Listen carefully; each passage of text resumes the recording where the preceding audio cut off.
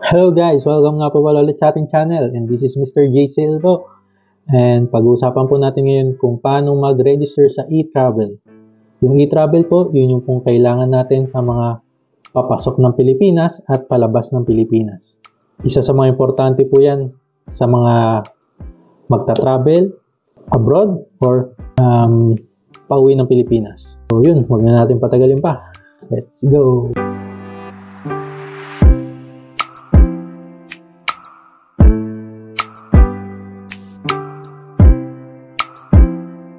So yun, bago natin pong simulan, ang e-travel po ay pwede natin ma-access through app and through website. And beware po sa mga fake na website, ito lang po yung website na ating pwedeng puntahan.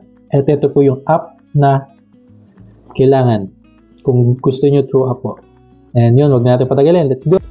So yun, buksan natin ang web browser and search natin ang e-travel. After nyo makita nyo http etravel.gov.ph, yan po yung website. And mababasa natin na free ang e-travel. At pwede mo siyang ma-access through app or through website.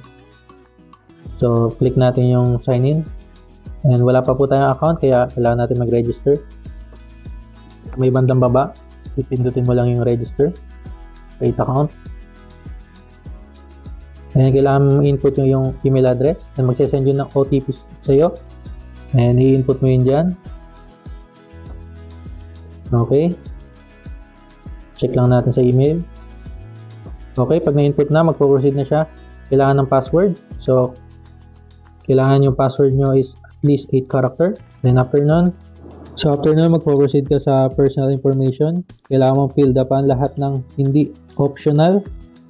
So, yan, nandiyan yung pangalan mo, yung birthday mo, mobile number, passport number. Kailangan mo lahat yung fill upan, dapat tama, huwag kang magkakamali.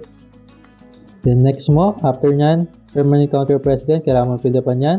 Then after nyan, yung susunod na part dyan is, kailangan mo i-double check lahat ng information na yung nilagay dyan. So pag tama naman lahat, click mo yung submit. Then okay na, may account ka na ng e-travel. So kapag nag-login ka, yan ang makikita mo, pindutin mo lang yung travel declaration.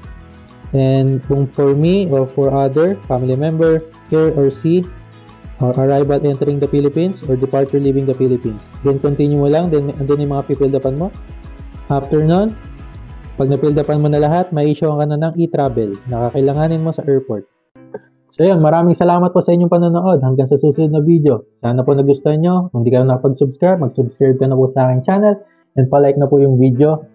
And pa-share na po sa inyong mga kaibigan na OFW para makatulong or kapamilya na OFW. And pahit na rin po yung notification bell kung bago ka pa lang para updated ka sa mga susunod ko pang i-upload. And thank you po.